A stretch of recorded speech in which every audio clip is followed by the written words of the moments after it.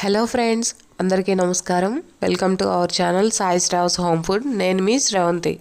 ఈరోజు స్పెషల్ వీడియోలో మనం చేస్తున్న special recipe Vinayaka Chavithi special కుడుములు ఉండ్రాళ్ళండి. మన గణపయ్య ఫేవరెట్ కుడుములు ఉండ్రాళ్ళు చాలా సింపుల్ ఇంగ్రీడియంట్స్తో ఎంతో క్విక్గా చేసుకోవచ్చు అండ్ హెల్త్కి కూడా చాలా మంచిదండి. ఇక లేట్ చేయకుండా ఆవిరితో ఉడికించే బెల్లం కుడుము ఉండ్రాళ్ళు చూసేద్దామండి. ఇందుకోసం మనం ఒక కడాయిని తీసుకొని స్టవ్ మీద పెట్టుకొని 1 టేబుల్ స్పూన్ నెయ్యి వేసుకోవాలి. అందులో పచ్చి కొబ్బరి కానీ ఎండు కొబ్బరి పొడి కానీ వేసుకొని వేయించుకోవాలి. 2 టేబుల్ స్పూన్లు వేసుకోవాలి.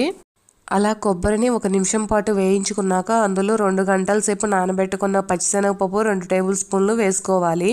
3 నిమిషాల పాటు వేయించుకోవాలి. ఇప్పుడు అందులో 1/4 కప్పు వరకు నీళ్లు పోసుకొని పచ్చిపప్పు కొబ్బరిని 3 నిమిషాల పాటు ఉడికించుకోవాలి. అప్పుడు మనకి పప్పు అనేది బాగా ఉడికిపోతుంది. ఆల్రెడీ నానుంది కాబట్టి ఎక్కువ సమయం ఏం తీసుకోదు. ఇప్పుడు అందులో యాలకుల పొడి 1/2 స్పూన్ వరకు వేసుకోవాలి. ఆల్మోస్ట్ మనకి పప్పు అనేది కుక్ అయిపోయిందండి. ఇప్పుడు అందులో బెల్లం వేసుకొని మనం ఉడికించుకోవాలి. మనం కుడుముల కోసం 2 కప్పుల బియ్యపిండి తీసుకుంటున్నామండి. అందుకోసం మనకి 1 కప్పు బెల్లం అనేది సరిపోతుంది. మరీ ఎక్కువగా వేసుకున్న ఓవర్ స్వీట్గా ఉంటాయి, ఎక్కువ తినలేము. ఇలా మనం వేసుకున్న బెల్లం అంతా కరిగిపోయి ఫైన్ సిరప్ తయారయ్యేలాగా మనం ఉడికించుకోవాలి. అందులోనే 1 చిటికెడంత సాల్ట్ వేసుకొని మనం స్టవ్ ఆఫ్ చేసుకోవాలి. ఒక గిన్నె తీసుకొని అందులో 2 కప్పుల బియ్యపిండి వేసుకోవాలి. నేను పొడి బియ్యపిండి తీసుకుంటున్నాను. నేను చెప్పే ప్రాసెస్లో మీరు పొడి బియ్యపిండితో చేసినా కానీ కుడుములు అనేవి చాలా సాఫ్ట్గా వస్తాయి. తడిపిండితో చేస్తే ఏ టేస్ట్ వస్తుందో అదే టేస్ట్ మనకి పొడిపిండితో చేసినా వస్తుంది.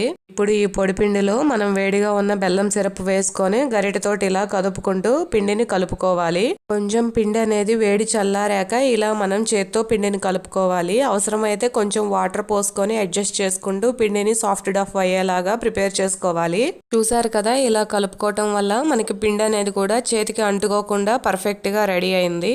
ఇప్పుడు మనం కుడుములు ఉడికించుకోవటం కోసం ఇడ్లీ ప్లేట్లు తీసుకొని వాటికి నెయ్యి రాసుకోవాలి. ఇలా నెయ్యి రాసుకోవటం వల్ల మనకి కుడుములు అనేవి అంటుకోకుండా వస్తాయి. దీన్ని కొంచెం కొంచెంగా తీసుకొని సాఫ్ట్ బాల్స్ గా చేసుకొని మెల్లిగా ఇలా ప్రెస్ చేసుకొని మనం ప్లేట్కు ఒత్తుకొని నీట్గా కుడుముల షేప్ లో చేసుకోవచ్చు అండి. ఇలా మనం డిఫరెంట్ గా ఏ షేప్ కావాలంటే ఆ షేప్ చేసుకోవచ్చు.